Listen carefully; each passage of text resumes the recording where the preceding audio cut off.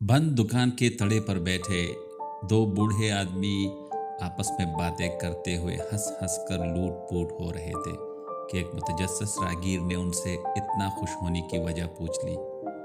एक बूढ़ी ने अपनी हंसी पर काबू पाते हुए बताया, हमने मुल्क के मसाइल हल करने के लिए एक शानदार मंसूबा ढूंढ लिया है, और वो मंसूबा ये है कि सारी कौम को जेल में डाल दिया जाए और उन सब के साथ एक गधा भी जेल में डाला जाए।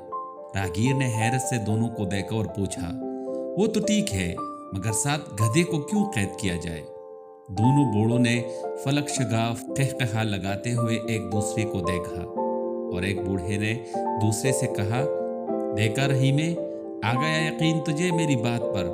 मैं नहीं कहता था कि ये कौम अपने बारे कभी परेशान नहीं होगी, सबको बस गधे की ही फिक्र होगी। बेगम पहली मर्तबा मोटरवे पर अकेले ड्राइविंग करने निकली तो अचानक खावंद का फोन आ गया। खावंद ने परेशान लहजे में दरियाफ्त किया, बेगम कहाँ हो तुम इस वक्त? बेगम मोटरवे पर ड्राइव कर रही हूँ। खावंद ने बदस्तूर परेशान होते हुए कहा, बेगम ज़रा देखभाल कर गाड़ी चलाना। टीवी चैनल पर खबर आ रही है कि कोई बेवकूफ़ एक तरफा मोटरवे पर ट्रैफिक की मुखालिफ सिमत में तेज़ी से गाड़ी चला रहा है। बेगम तकरीबन चिल्लाते हुए, अरे कोई एक बेवकूफ़, ये कमबख्त तो सैकड़ों की तादाद में सामने से चले आ रहे हैं।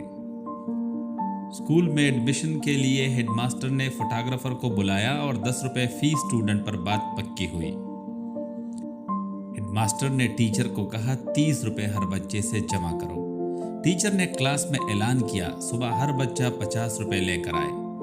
एक बच्चे ने घर जाकर अपनी माँ से कहा, स्कूल वाले फोटो के लिए 100 रुपए मांग रहे हैं। शाम को बच्चे की माँ ने बच्चे के बाप को बताया, मुन्ने के स्कूल वालों ने फोटो के लिए 200 रुपए मांगे हैं। अब बताए इस मुल्क से करप्शन कैसे ख़त्म होगी?